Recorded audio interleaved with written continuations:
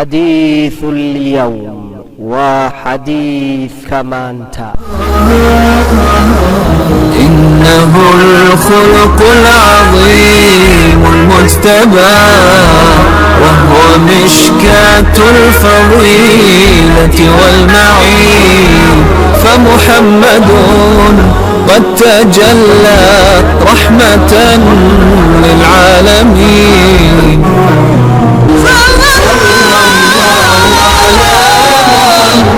صلى الله عليه وسلم صلى الله على محمد صلى الله عليه وسلم صلى الله على محمد صلى الله عليه وسلم.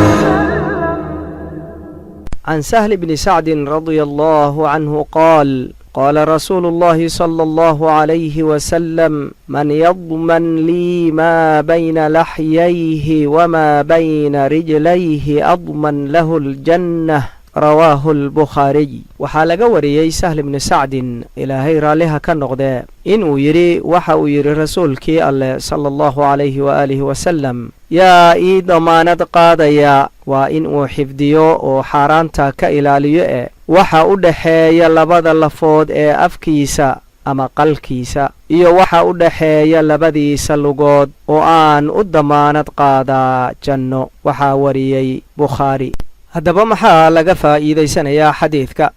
kow, khatarta carabka iyo farjigu ay u leeyihiin qofka. labo, sida sharcigu inoogu tirtirsiiyey in aan xifdinno oo ilaalinno labadaasba. saddex, qofkii alle dartii u xifdiya labadoodaas wuxuu abaalmarin ugu helayaa janno. afar, waxaa carabka laga xifdiyaa waa wax kasta oo carabka loo adeegsado sida hadalka, cuntada, cabbitaanka iyo carab ku ishaaridda ama ku tilmaamidda iyo waxa la midka ah. shan, damaanadda laga rabo qofka waxaa ka mid ah in uu guto wixii xaq loogu leeyahay ee ku hadlidda waxa fiican ah iyo ka aamusidda waxa aan fiicnayn. lix, sidoo kale damaanadda farjiga waxaa ka mid ah in uu u adeegsado wixii xalaal ah oo keliya kana fogaado wixii xaaraan ah. toddobo, xifdinta farjiga waxaa soo hoosgelaya wax kasta oo ka qayb qaata ama sahla gudashada shahwada sida aragtida, daawashada amaba taabashada waxa la reebay, qaababka kala duwan ee shahwadaas loo guto iyo wixii la mida. sideed, alle aad ayuu u weyneeyey arrinta labadan xubnood la xidhiirta.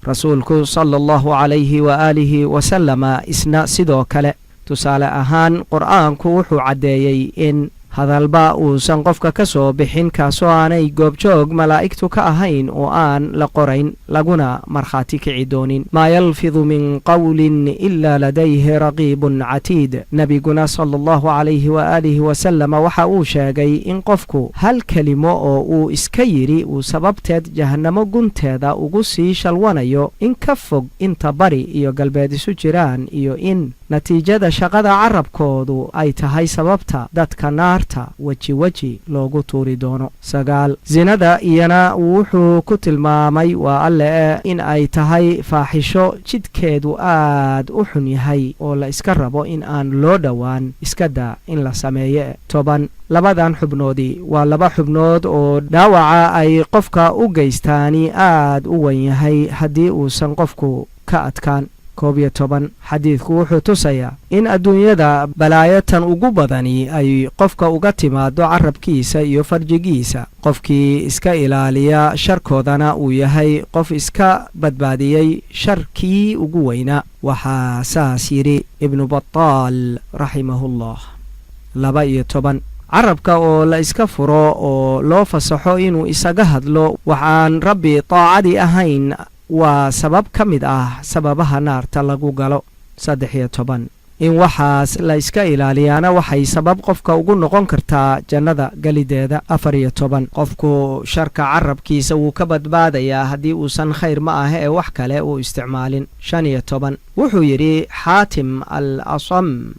haddii wariye kuugu soo fadhiisan lahaa inuu wax kaa qoro inta ku waraysto waad dooran lahayd oo ka fakari lahayd hadalka aad ku odhanayso laakiin hadalkaaga alle loo bandhigayo dankama lihid laakiin hadalkaaga oo alle loo bandhigayo dankama lihid 16 fasahaadka iyo jirooyinka ka dhasha marka farjiga sida xun loo isticmaalo ee ama sinada khaniisnimada iyo wixii la mid ah ka dhasha cidna kama qarsoona 17 fasahaadinta taranka nasabka akhlaaqda horumarka ummadda iyo wixii la mid ah waxaa u sii dheer jirooyinka aadka u xunxun sida aidiska oo ay sababaan haddana qarsadaan oo sidaa ku faafiyaan 18 xisaab adag ayaa u dambaysa waxaas oo dhanna waa la qoray oo alle hortii ayaa looga xisaabinaya mar kastase towbaddu waa furan tahay oo rabbi waa jecel yahay qofka xumaanta ka soo noqda oo wanaaga u soo noqda oo wanaag ku bedela 19 waxaa muhiim ah in nuurka xadiidkan lagu ifiyo sababaha ku kiciya in dhallinyaradu maanta daba ordaan shahwada farjiga oo ay ugu horrayso in la asbaabtii si xalaal ah ay ugu gudan lahaayeen shahwadaas lana sahlay asbaabtii ay si xaaraan ah ugu gudan lahaayeen oo ay teknolojigu ugu horrayso islaamku siyaabo badan ayuu ku xalliyey in guurka la badiyo lana yareeyo asbaabaha akhlaaq xumada keeni kara laakiin inta badan dhagaha ayaa laga furaystay 20 waxyaalaha u baahan in la iftiimiyo ayaa ah in laga yaabo in wiilka ama gabadhu ay naftooda naartaas uga raali noqdaan maxaa yeelay ma haystaan wax xaflado waaweyn amaba kharashaad aad u sarreeya iyo wixii la mid ah lagu dhigo ama lagu bixiyo ma wax la isbarbardhigaa waa maxayse dowrka bulshadu arrintaas ku leedahay waa maxay dowrka ay waalidku ku leeyihiin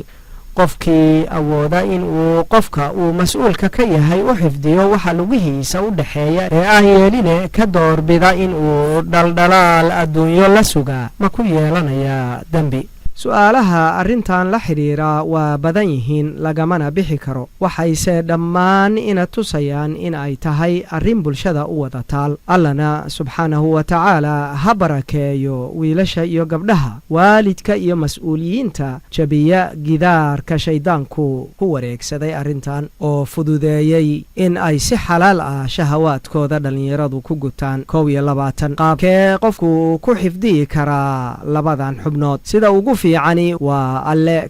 kaalmaysigiisa ku fakarka in alle la jiro oo eegayo iyo ixtiraamka uu ka mudan yahay waxa wanaag ah ee uu ka helayo haddii uu amarka alle qaato iyo waxa ka dhalan kara ee ciqaabka adag ah haddii uu amarka alle ku tunto طبعا waa in uu ka fogaado waxyaalaha ku saacidaya in uu carabkiisa ama farjigiisa si xun u isticmaalo lana yimaado waxa xalaasha ah ee u bedeli kara waxa xun sida xusidda alle xaadiridda meelaha fiican iyo ka fogaanshaha meelaha xun qur'aan akhriska iyo wixii la mid ah dhanka farjiga waa in uu guursadaa iskana ilaaliyaa waxyaalaha ka horeeya xaaraanta ama soonka badsadaa haddii uu u arko in xakamayntiisu ay culus tahay 22 rabbi waa ii xifdiyey carabka iyo farjiga marka jannaan galaya maya sidaasi iyadoo sax ah haddana waa in uu qofku dadaalka sii labanlaabaa oo badsadaa meelaha uu jannada ka soo geli karo